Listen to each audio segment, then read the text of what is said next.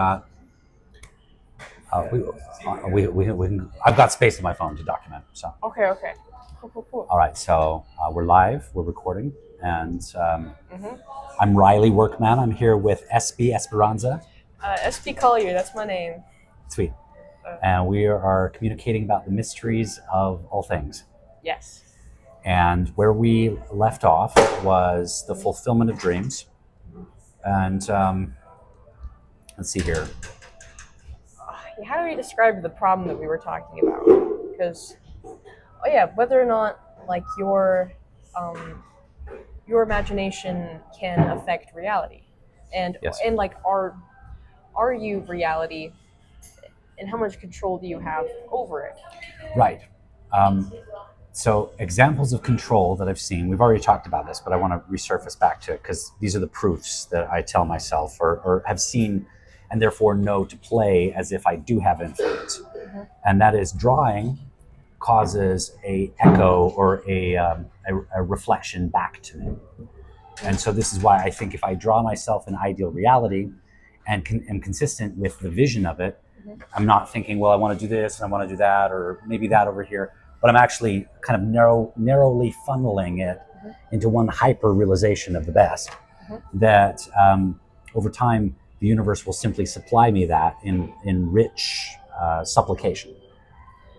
In a way, to me, it sounds like making a symbol, making a caricature, in which I think that you should make a character of yourself and, like, I don't know, live it to the best. Yes. And see where that leads. Exaggerate yourself in that way, and you can be at peace, and you can identify as just a conscious thing when you're alone, not as that character. The problem where I'm trying to understand is like I don't think that it can. I think that it can affect your reality. I can think that it can lead you to act out that character. Yes. The best version of yourself. Right. I don't know if it can. Oh wait. So I understand. I think I understand what you're saying. So you're saying that because you are reality, by making yourself into a character, you're affecting reality. Yeah. Right. Does that sound correct to you? It sounds correct to me, but then, well, like, how does it? Well, so there's the confirmation bias thing, and then it's like, and I'm wondering, like, if everyone can do this, and let's say everyone did do it. Yeah. But everyone had different motives. Okay. Can you manifest and be positive always? Like, do you have to be positive, or can you just manifest negative and just Well, affect the world? It seems to my advantage to exclusively manifest positive because I get to live in it. And my words cause an effect, and I want to abide in the construction of what feels pleasurable to me. Mm-hmm. So that's why I don't think to conjure anything negative on purpose. Mm-hmm. Now, granted, sometimes I am upset at things, and I speak things that don't sound 1,000% positive. Yeah. Yeah. Keep going. However, so for example, recently I did a post about the problems inside of the LDS temple. Uh-huh. And I'm speaking quite sharply and disparagingly about that experience. Yet I feel as if I am calling out an issue and thereby am actually doing a kindness that is net positive, but some of the words I'm saying aren't positive. Yeah. So does that make sense? Yeah. Generally speaking, however, I want the cocktail of words that the composition, the baked goods, all of the ingredients to be as positive as possible, because that seems wisest to me, or that's definitely going to net the most positive outcome. So what I thought of when you were talking, I thought of this is kind of niche, and not even like not really Mormon, and blessings. What Mormons don't realize, and it's technically a part of their doctrine, I think, is that there's the other side of that is curses. Yeah. Have you ever cursed anybody? So I talked to my dad about this. Yeah. And I asked, well, okay, so and you'll find this interesting, I think, is that I don't follow the Mormon doctrine, and there's lots of reasons for it. One of them is that I want to bless people, and I want to be a direct vessel from God. And you can be, but not through the priesthood keys, I hear what you say. But okay, but I asked my dad, "Can I bless people?" And he's like, "Yes." And I asked about the effects of all this stuff. But let's go straight to the point. So, a blessing is like a prophecy, and so is a curse. At least in the way that my dad described it. You could prophesy someone into like good things. Oh, you do this, good things will happen, and if you do this, bad things will happen. The statements themselves don't hold power, but the choices of the person hold power. Yeah, because the person has belief in the meaning. Yes. And so the person's attachment to meaning causes the influence. Is that right to you? Yes. Well, I think whether or not the person decides to fulfill this character, whether it's a character of a bad reality or a character of a good reality, they decide. And so a curse is like a bundle. It's like a character. Okay. And it still isn't reality, though. Because reality is what? Well, I don't know if I can. I like being challenged. Reality is what? Interactions. Okay. For something to interact, they still must be separate. The thing that I can't say that everything is everything, because there wouldn't be interactions if everything is everything. Yeah. So if everything was perfect, it would be static. Yes. Right? Uh-huh. So this is what I've learned, is that it is perfect, but it's ever perfecting. Yes. And so the mantra I repeat to myself is, I am perfect, perfection, ever perfecting. Perfect. I'm perfect, perfection, ever perfecting.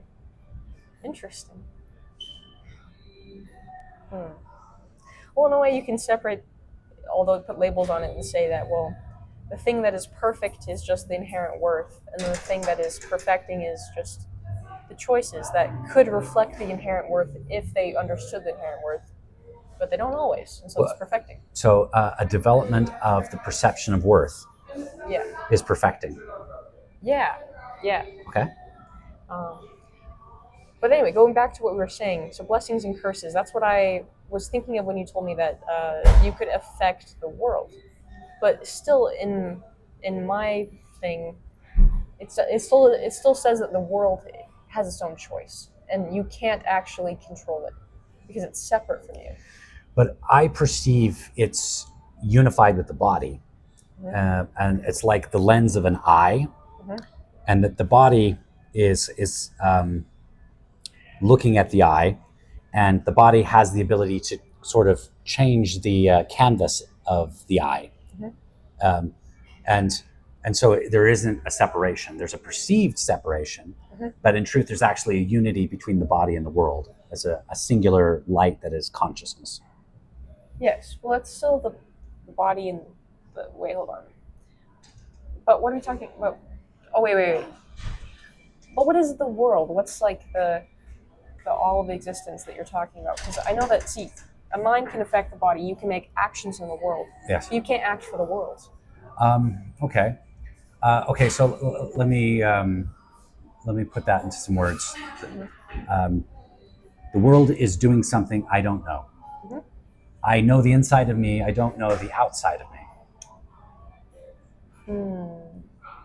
Okay. Yet, through influencing the inside of me, I see influence ripple into the outside. But there's still a boundary between what is you and what isn't you. Personally speaking, yes. The boundary is the responsibility. Because boundary is the responsibility. You're not responsible for the world. Yes and no. I perceive the world as like a big playground, Mhm. and I contemplate how much influence I have to have the world be more of what I like it to be. Mhm. And so I lean into that as if I actually have the influencing power to make massive changes in the world through the development of myself. I agree with you in the fact that, well, okay, have we seen evidence of this happening? Is there a person? Well, it's personal evidence. Back to the drawing, Yeah. when I draw, the universe shows me my drawings. Mhm. Now, it's not collective evidence, but I have talked with people who have tested out the process and have also seen similar results.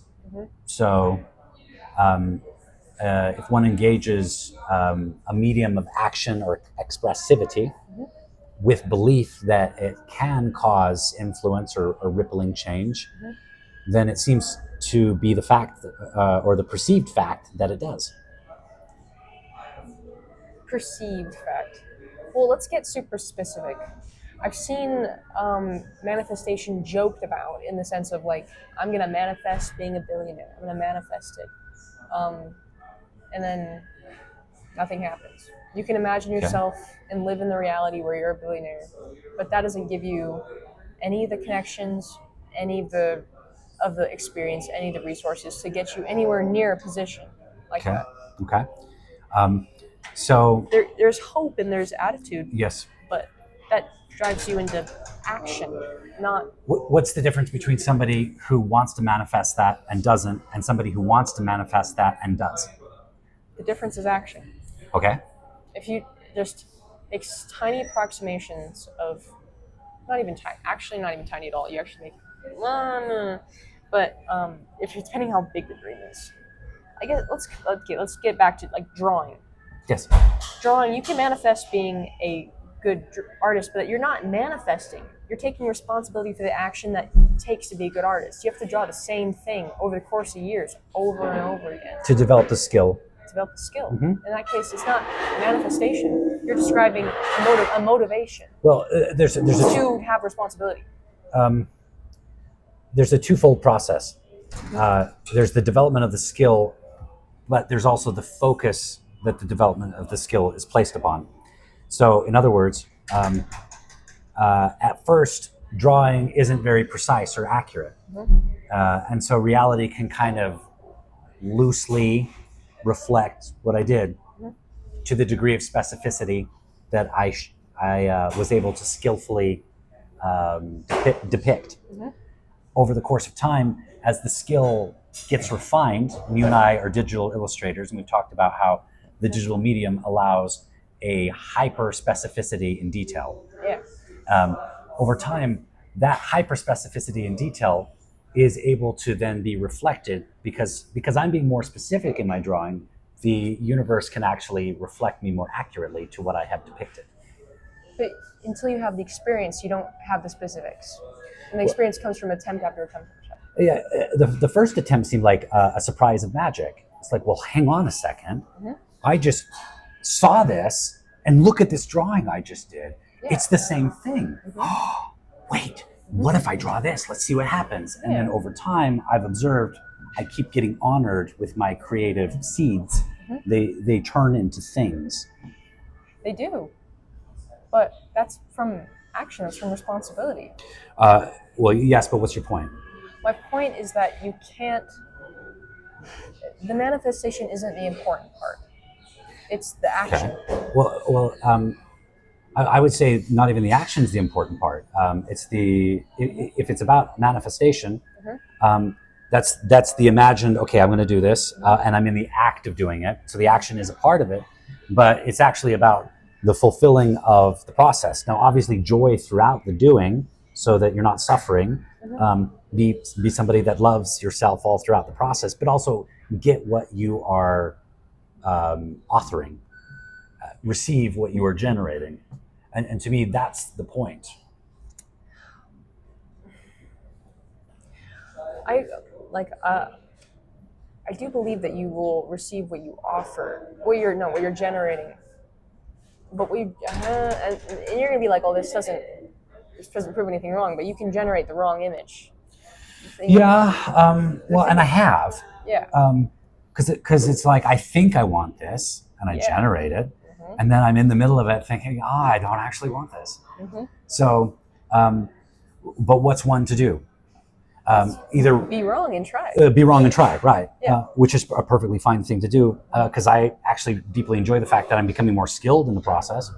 And then also in the process, I'm becoming more aware of what I actually want. So it just seems win-win to me, though. I think maybe we're getting into something closer to what we're actually talking about. So, I mean, all of life is really just a refinement of what do you actually want. Yes.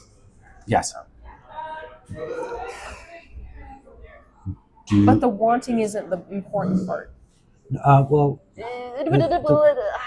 what do you have to say about that? Okay. The wanting is not the important part. What's the important part? It's the acting. A want is a projection on the future. Yes. It's a projection. You don't live in the projection. You live in the moment. You live in the action. Yeah, I live in motion. Yes. And action. Yes. So are you? What I want to separate is, I think that when we get too far into honoring the want,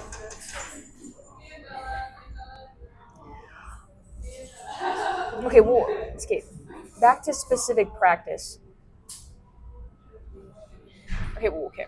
We basically agree on the utility of directing your want and refining it to the self, right? For the purpose of satisfaction. Yes, and meaning. And meaning, yes. Where we disagree is where we're talking about the world, right?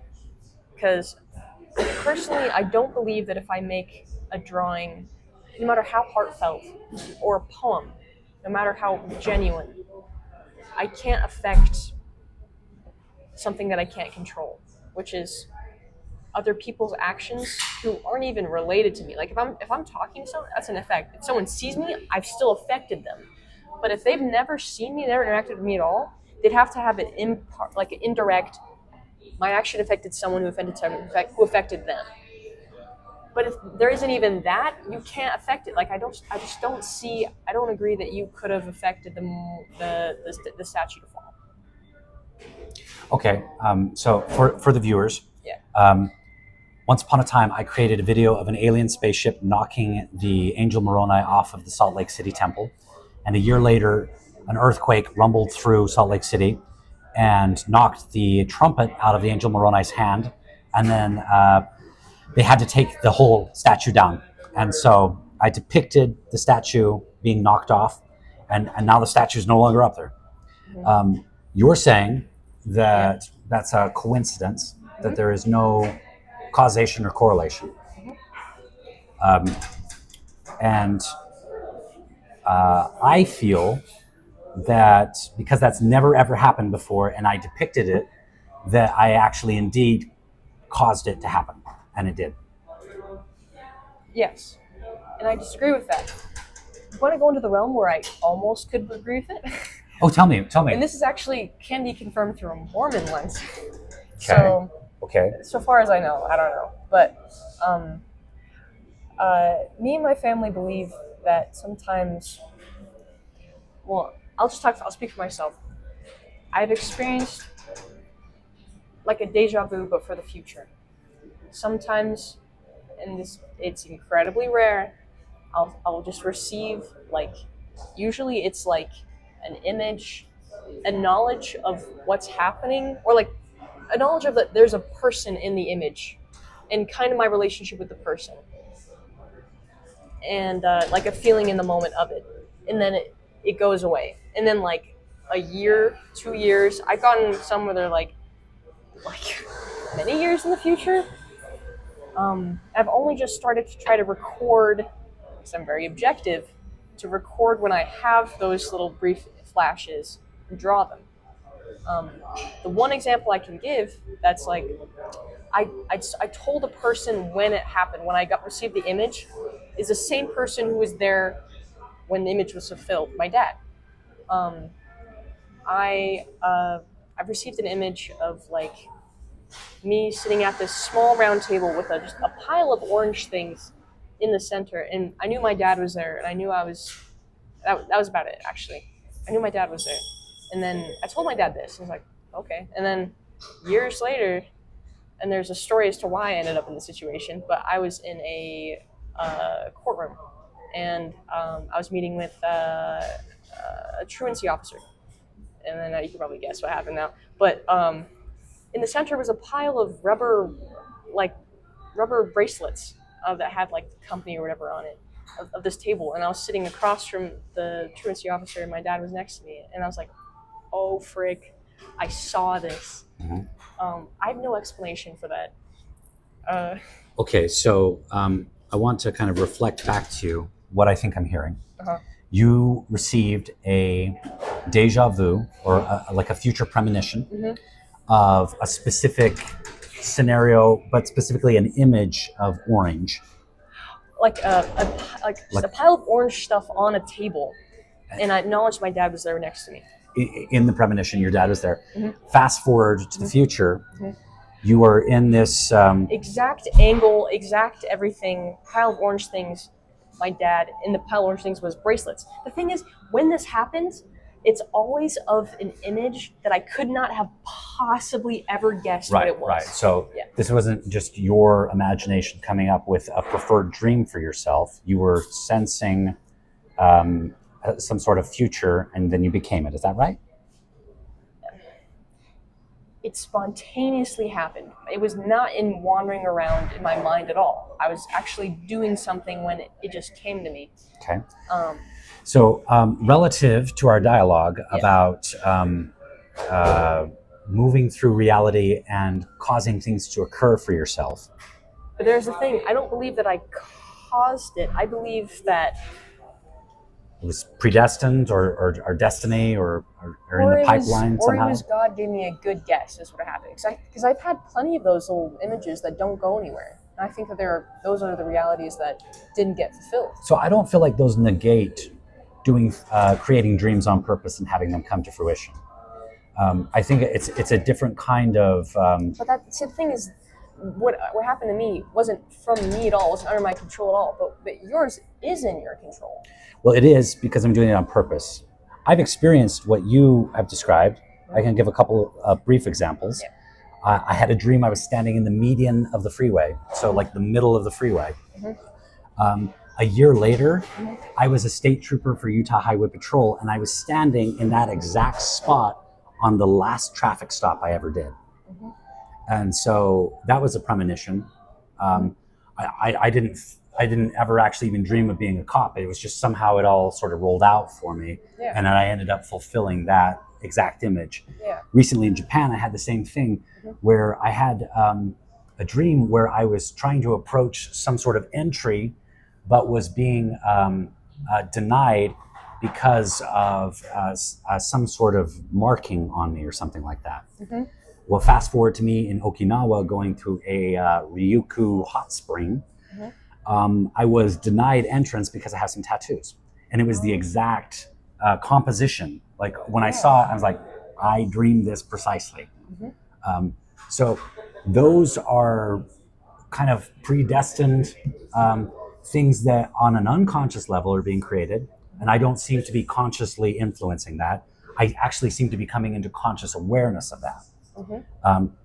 However, relative to the drawing, what I've observed is that my capacity to consciously create a vision on purpose can be fulfilled if I use the conscious power to do so. But your imagination isn't a tool for that. I mean, it's a... How could you say that? It's a tool for creation, but you don't create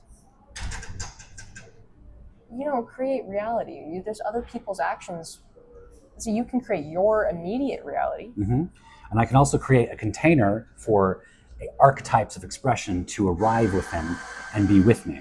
Yes. So I'm not influencing people that already exist by saying like that person over there, I'm going to draw a picture of them and they're going to bend to my will. It's not that. Yeah. It's me saying, well, there are types of people I want around me, and so I will create them in my drawings, and I will see the fulfillment of that. No, but those don't influence the world. They influence you and your action. They influence my experience of reality, including the other that shows up. Somebody fulfills the wish. But they were just. I like to think of there's infinite options everywhere, Sure. and those are separate from you. You choose to take a path or to see these options as you imagine them. So you create the life you live from your perceptions being open to those options. Yes, it's confirmation bias. But what are you saying when you say it's confirmation bias? What's the point you're making? The point I'm making is that yes, you can affect yourself through custom making your perception to create a life where you see the options to take. But again, it's all to see the options that you can take. You can't affect them. It's like it's not. Are you hearing me say I'm affecting them? Yes, especially when you gave the statue story. Okay. Because in my mind, there's nothing in my philosophy that could possibly make the reach that you would affect that. But I think that you could have prophesied it. Okay.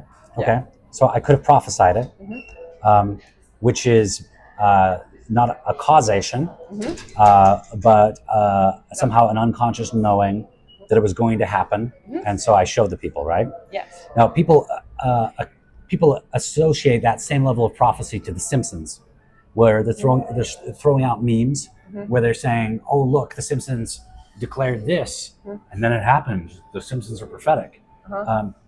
But what seems to be the case to me is that there is no set future, but because those writers all get together and say, we're going to author a future, and then a mass audience of millions tunes into the reflection of it, they collectively generate it through the quantum mechanic effect. See, that's where you lost me. I don't think it was... And relative to my ability to influence external matter that I'm not physically controlling with my body, like the temple statue, if everything is existing within a super imagination of which I am dreaming, including the vision of me and all of the light of the world, including all of the beings within it. Wait. This could easily just be simulation theory. Well, it is. I'm saying everything is a simulation. Everything's just a dream that is existing in the mind of the body I haven't woken up in yet. And I'm becoming lucid and aware of influencing control that I actually have in the reality. And I'm leaning into playing with it to see just how powerful I am to influence things. Espe, have you ever experienced a lucid dream before?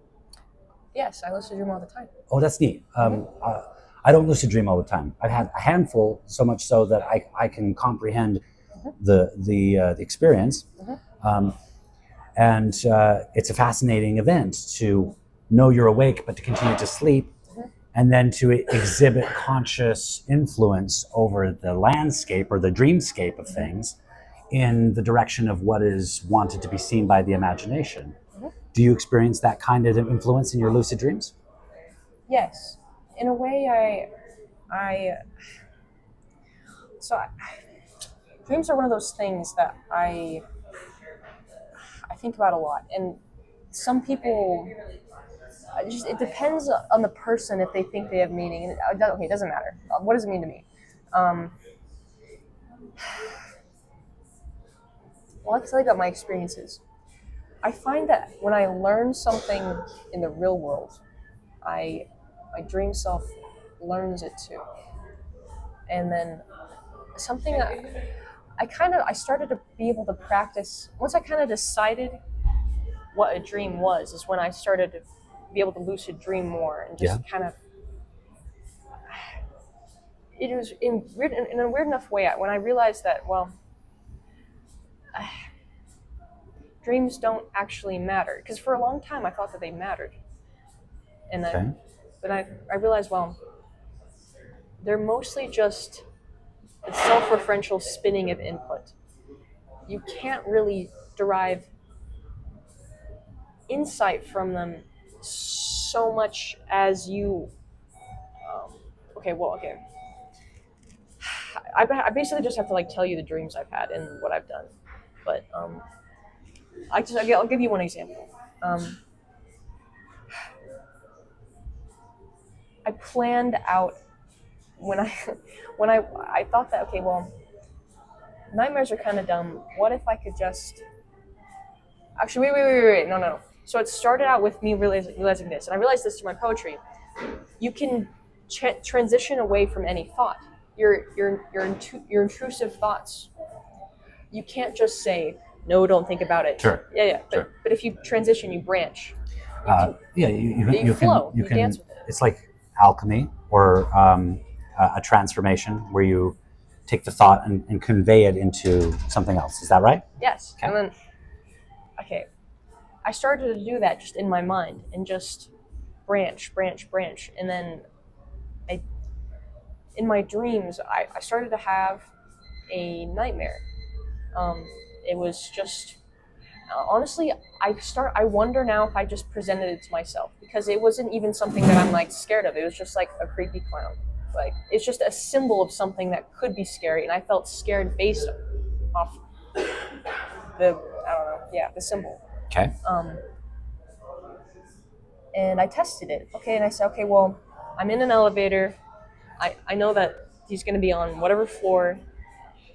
I'm just going to naturally transition the dream away. And it worked. I got on the floor that, like, he wasn't there, and I drove away. And I started to do this in my dreams. I started to be like, okay, zombie dream, I would like to walk somewhere else. I want to fly. And the thing is that the thing that I commonly do, like in almost every other dream, is I fly. Yeah. And flying can get me anywhere, get me out of any dream into Correct. whatever dream I want. Certainly. And so flying is what I do. Okay, great. So within your dreams, you discovered a way to navigate yourself into where you really wanted to be, as if entering the dream, becoming aware that you're dreaming, circumstances were composed in a way that you, while coming into awareness, were discovering is less than optimal. At which point you activated your conscious will to guide yourself into where you wanted to be. Yeah. So I am looking at the way that you're describing everything and saying that I am experiencing through art, and that is an expressive action, that I am observing I have similar effect on this reality, only it doesn't seem as immediate as the lucid dream, because it seems as if I'm not nearly as lucid in this reality as I am in a lucid dream, but I am coming into greater lucidity. And so it's to my advantage to lean into the maximum belief that I actually am just dreaming this. It's only the dream I keep continually returning to and I still haven't woken up from. But it's all happening in my brain. So I ought to lean into first my maximum safety, but also my maximum preference, being totally capable of being exactly what I'm experiencing. I like all of the philosophy you just said. I completely agree with you, and it actually give me an insight. Yeah. Because it's just like what did you just say about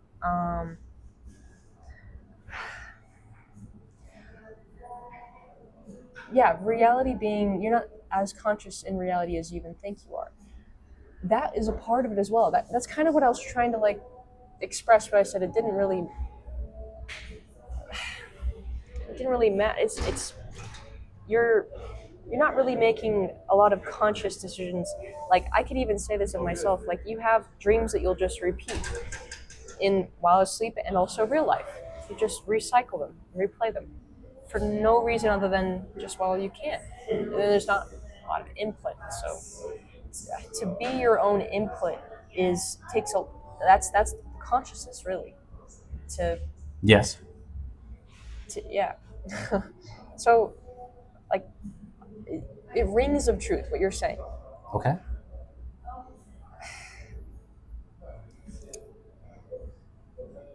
But I don't think that you can. I don't think the world is within your power. Is within the reach of your imagination.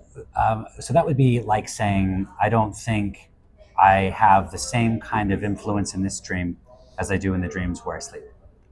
Yes. Because this might not actually be a dream. Mm-hmm. This might be the real, not a dream that's thought to be real. There's the thing that separates the dream of the sleeping and the dream of being alive is that other people have responsibility and you don't have the responsibility. Well, that's thought of in dreams where there's no lucidity. But if this is just a bigger dream and I come into greater lucidity, then the responsibility of others actually starts to come back to me. And the only responsible one is myself because I'm existing in my own mind.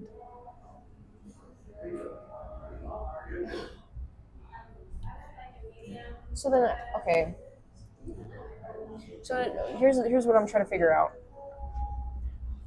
Are you saying that you are everyone, and so therefore, their mistakes are your mistakes, their successes are your successes, or are you saying that they're not? No one else is real except you.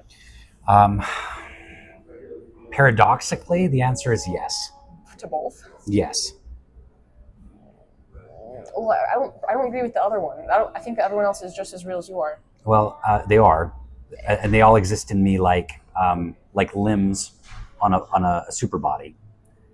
And we're all orchestrating something that's kind of tough to be aware of when I'm hyperfixated on my personal identity.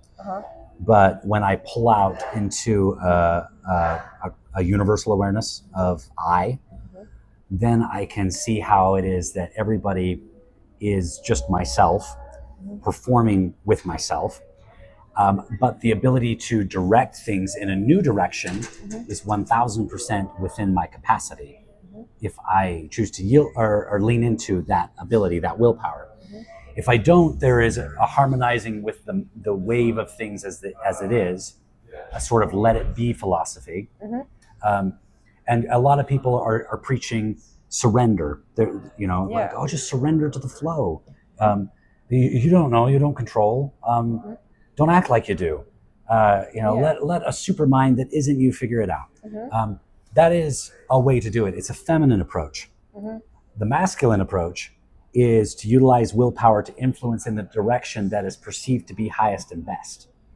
And that's what I lean into because I see evidence that my expressivity through actionable art actually causes change. And so just how far and deep in the direction of positive change can I take things? See, I have the same attitude, but I understand though that it's not okay. Well, first thoughts that I have is that I wonder about your definitions of, I guess, the masculine archetype and the feminine archetype. It's receptivity or action. See, that's where I disagree. Okay. And I struggled with this for a very long time. I think in a Petersonian, dare I say that, sense. You know Jordan Peterson? Oh yeah, actually, I just saw him go up against all those atheists, and they seem to kick his ass. Actually. Oh, okay. Is it one of those surrounded videos? Well, originally it was called One Christian versus 20 Atheists. Oh. But then they just changed it to Jordan Peterson versus 20 Atheists because during the interview, they're like, okay, well, you identify as a Christian. He's like, do I? It was like he kind of skirted around the identity, so they changed it. So anyways, you're talking about him. Say more. All right, okay. We should talk about that sometime. But masculinity and femininity, the definitions that I like a lot, as far as the archetypical feminine and masculine, are that of men being structure and Ordering. order. Yep. And women being chaos and a step into the unknown. Right. Okay. Exploration. So that seems to still be in line with the description I gave, and that is receptive.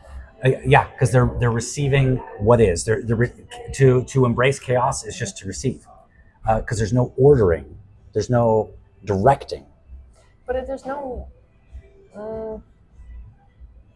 in a way, but it's an action to move into the unknown. In a way, you could say that the order is the one being receiving because they're receiving but chaos. It could be seen as an inaction, and you know the what is it, the law of thermodynamics. I disagree because if you don't do anything, it'll just fall to chaos. I disagree because even biologically, women are more neurotic, sensitive to negative emotion. Okay. So they're more likely to see a problem and spot the problem and say that, oh, there's a problem. Yeah. And that falls in line with women being like stepping into the unknown, whereas men will be like, no, there's no problem, it's okay. But then the women are listen. I know this is okay. Almost, some people call it all right, but because of the person who is willing to say, is there a problem, that problems get approached and solved. Right. And so, which seems very masculine, right? It's still an action. I don't think that. No, but that's what I was saying. Is that the masculine way is to take action, and the feminine way is to go with the flow. But going with the flow doesn't say go into chaos. It's just, what if the flow is order? It would still be feminine because you wouldn't be changing anything. I don't agree on the basis that. But like the masculine isn't. A villainous masculine might be trying to compass everybody into chaos, like the Joker archetype, for example. Sure. So I don't understand. I don't understand where you're coming from. Inaction isn't necessarily feminine. Inaction. It's not even a. It's not even a. Yes, it's a negative thing, but that doesn't mean it goes into the unknown. Inaction doesn't go into the unknown. Inaction says, I'm just going to sit here and the world is going to move around me. Okay. So I sense what you're saying relative to courage, for example. Yeah. A courageous being will go into the unknown. Or a brave being will see something in the unknown that needs to be killed or that will kill them, a threat. Okay. Still neuroticism. But that's still the will of order. Because it's will. Right. Will is guiding, and will is a penetrating force, which is very masculine. I wouldn't say that the opposite of will is feminine. Well, receptivity is feminine, right? Okay. So the opposite of receptivity is I can act upon you, or I can be acted upon.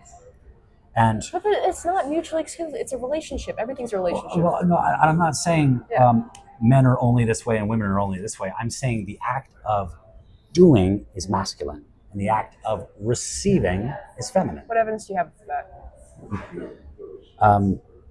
Well, there's a biological parable that can be given where the man's penis penetrates the vagina, and the vagina receives the penis. Any other. But that's a very clear example. Why would that one not check out with you? Because look, we can make comparisons like this all the time. Let me give you another one that scientists make. Mm-hmm. The egg in the utero, like the sperm penetrates. That's the language that was used. Okay. I've read a paper and let's go college. Made me read a paper about. Well, this language isn't accurate. The egg, the sperm doesn't penetrate the egg. The egg has follicles that seek out and grab the sperm. Okay. So it's a relationship. The vagina grabs Yeah. It's a relationship. It's two actions. Okay. So, what's the point? What's your point? The point is that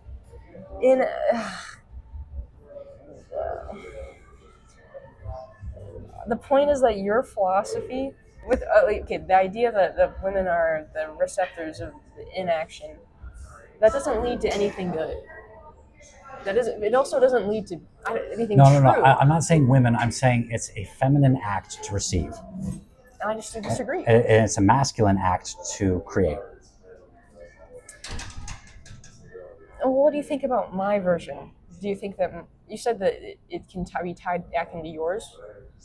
Give me some more context. Okay. Did you disagree with me when I said no? The feminine archetype is that of chaos, and masculine is of order. Well, Because you try to scoop just it back into and say it's actually reflecting yours. no. So you're stating the feminine is leaning to chaos, and the masculine is leaning to order. Yes. So I'm saying yes, that sounds accurate. Order is the act of generating something, which I am calling masculine.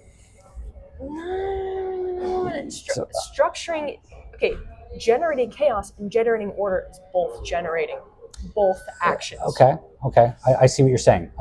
So relative to that, there is a status quo.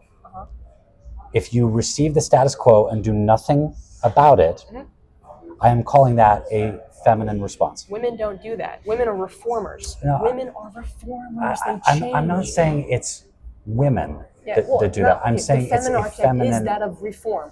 Is it birth and regrowth? I have evidence. I have dude, this culturally across many different cultures, people believe that the cycle of women is that of birth and death, regrowth, reform, change, which is an action, not inaction.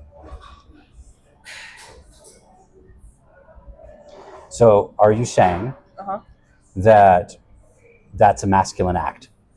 No. You're saying it's a feminine act. I'm saying it's a feminine act for reform, and it's an act either way. So what are you saying it is? I'm saying both feminine and masculine acts are still acts. It almost sounds like there is a negating of the polarities with the way that you're describing it. Well, they are polar. They are dichotomies. They are, but the way you're describing it just seems like you're seeing balance in both sides, and therefore there's no reason to call one thing or the other. Well, there is a reason. I think that both are critical and necessary. They balance each other out. Okay. You need someone to create structure and someone to challenge it and reform it. So when you create with willpower, both are creating. All right. One person who creates reform, one person who creates order. Reform is just a new call to order. Yeah, so it's the same action. It's active. It's not passive, it's active. Yes, both are active. So the active act, let's just look at the yin and the yang. One is considered masculine and one is considered feminine. Sure. One is considered active, one is considered receptive. I don't actually understand what we're talking about, except for the fact that we're talking about in a debating manner. Okay. I would love to come to a point, because once upon a time it seemed as if we were interested in establishing unity. Yeah. But now that the camera's gone on, it seems as if we're interested in debating each other, which I don't like. And so, what are you trying to say?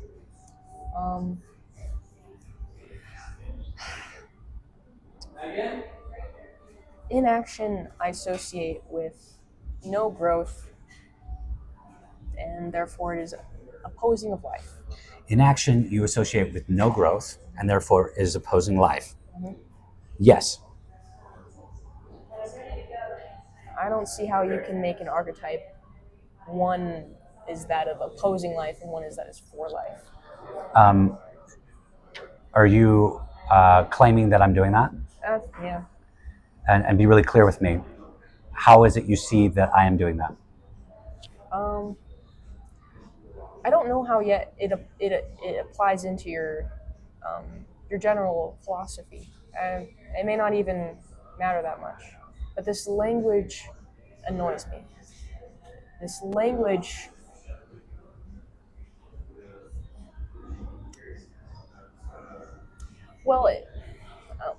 on a personal level, and I know it shouldn't be personal because we're talking about archetypes, it disturbs me. But also, it also disturbs me in the sense of I just don't think it's true, because truth is inherently positive, and I don't think that you can say that. I think that these dichotomies, they don't see. A system promotes life. It's like I need you to drive it back to me relative to what we've talked about. okay. It's too nebulous. Right. It doesn't. It's not landing with me. It doesn't feel like we're communicating anymore. That's okay. Sorry.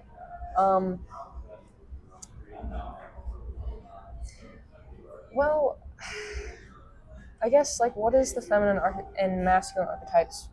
Why do they matter, and why do they matter? Um,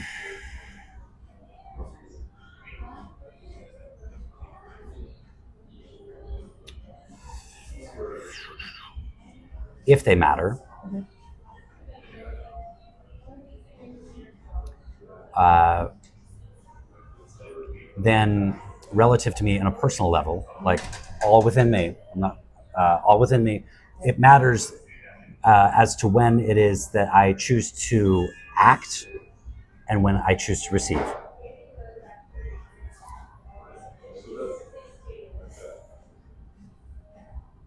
Okay. See, I can agree when I put it in the words of like everything is either a choice or an input, whether to receive stimulus or to put out stimulus into the world. That makes sense, but it's I don't just see those as feminine and masculine because neither of them are. I wouldn't attribute to any. And I can hear that. Yeah. It's a blanket statement on my part to say all action is masculine and all receptivity is feminine. You're right. It's a blanket statement for me to say that. Generally speaking, I see that is how it is, but it's not across the board.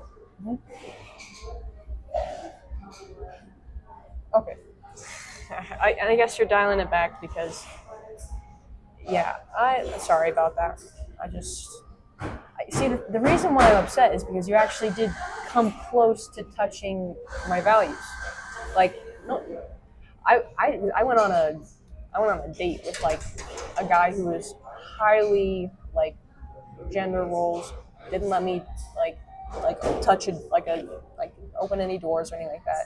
But I was completely relaxed and I didn't care and I just debated him about whatever and it's just like we both had a great time and but it's because it wasn't I knew he wasn't like really close to touching like the archetype in any real way.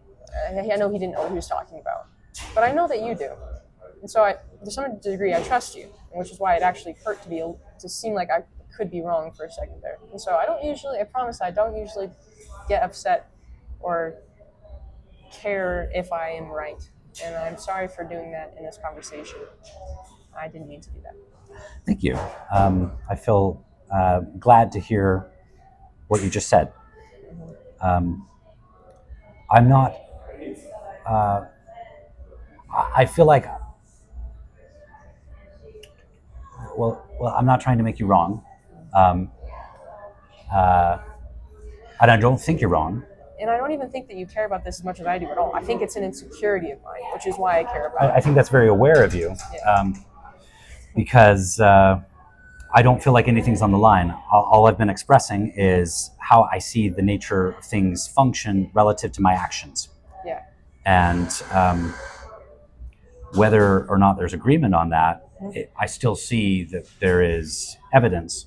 And so nothing And that's actually dislodges my belief. Because if it was about dislodging my belief, then there would be nothing for us to talk about. It would just be like, oh, okay, that's what you want to do? No, thanks. And it did kind of feel like our conversation was going that way for a little bit. But I'm glad that we're where we are right now. Yeah. And repair is always more important than whether or not you made a mistake. Well, and you're right about that because let's humor me for a minute and imagine I do have the ability to influence on a magic level the LDS temples because I'm actually God. And they're edifices to me, but they're corrupt and misguided because they don't recognize me as God. So they haven't made it my house. I have to find a house somewhere else, even though that's the house of the Lord and I'm the Lord. Yep. How dare they? And so when I use magic to flick it because I'm pissed at it, it works because I'm God. And What you just said about repair, however, makes all of the sense into my brain. Because as far as positivity and the reflection of going in the direction that I think is wise and well and best, the endeavor for me to create what's good and maximally awesome is me generating what I want to see, not trying to terrorize what I don't want to see. So I've learned that's been my mistake. Don't harm what you hate, build what you love. This is the lesson I know. It's a good lesson. It's a really good lesson. Yeah, I'm sorry. It's okay. Thank you, Espe. Well, thank you. Sorry for making you uncomfortable, or I don't know, turning the attitude in kind of the wrong way. The thing is that I just don't like. There's lots of things I don't really like about the church. And I know that you're not. Oh man, why am I getting emotional? Um, uh,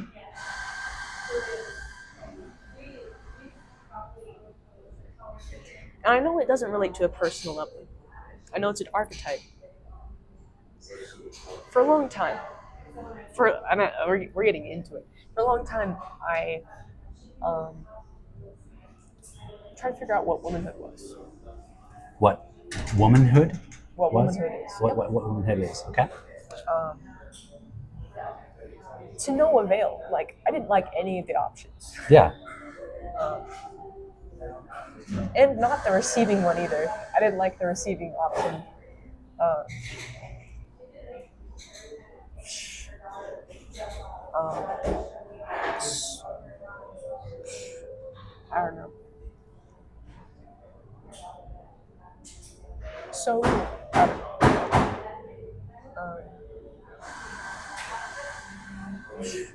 So I do have things that I care about and things that this is new to me. I didn't think I've never actually I've debated lots of people. Um, I'm very comfortable with it, and I know what a productive conversation looks like, and I've never been at fault. Um, Not in my adult life anyway, but I don't know. And again, this has nothing to do with you. I've never heard a good defense, and I started to actually consider your defense, and I started to actually find evidence for it, and I didn't like that. I'll just say those evidences just to show that I am considering your side. Um, Women are more empathetic, and you could say that that is a modality of receiving, and women are therefore more receptive, which therefore confirms the archetype that they are more receptive. The feminine archetype is that of receiving. Um,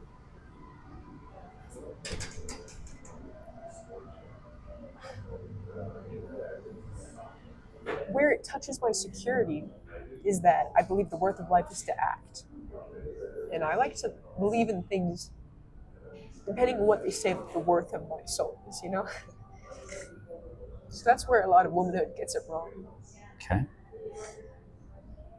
Um, and I know that you probably I don't even know if this matters at all to you. It's from your answer, I think that it's really just in you trying to categorize your decisions. And feminine, masculine, their categorizations, they don't really matter. They matter to me a little bit. Okay. Sorry. No, it's okay. You know what's, and this is another personal thing, and I hate this a little more. I used to.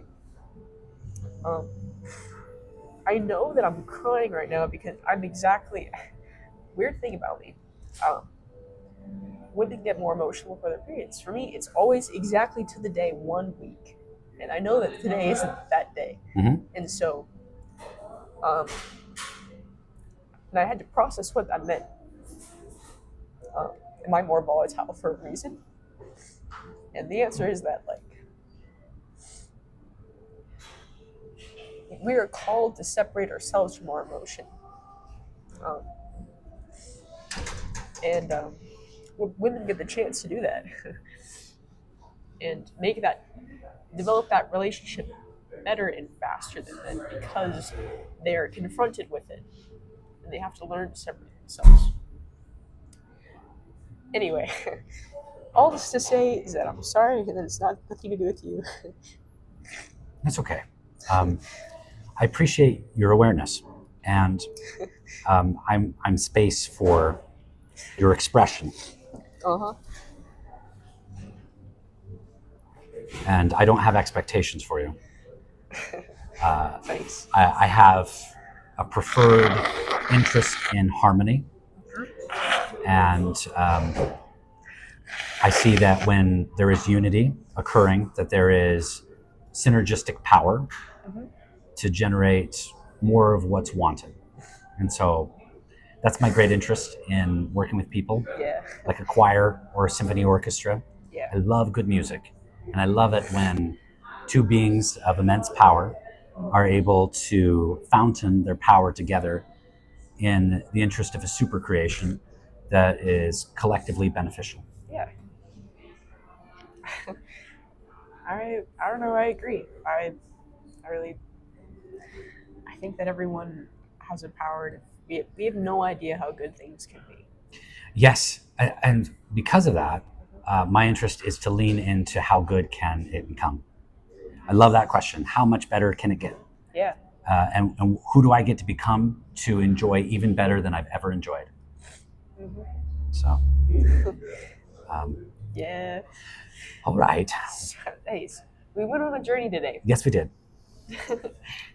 And an hour deep into this podcast, I think this is probably a good place to wrap up our episode. Mm-hmm. Is there anything? We had the climax, we had the rising action, everything. Yeah, full story just occurred. Well done. Uh-huh. Is there anything you would like to add to what has been said so far? Let's see. I don't know. It should tell the story of value of hope because no matter what philosophy you have, everything kind of leads back to it. Everything leads back to creation and looking for beauty and looking for the positive God to see or to be. Yes, looking to the positive God to see or to be. That's what I heard you say. Yeah. Okay, I like it. Mm-hmm. What about you? Anything left to add? What I add here now is the directive I feel within myself, and that is to do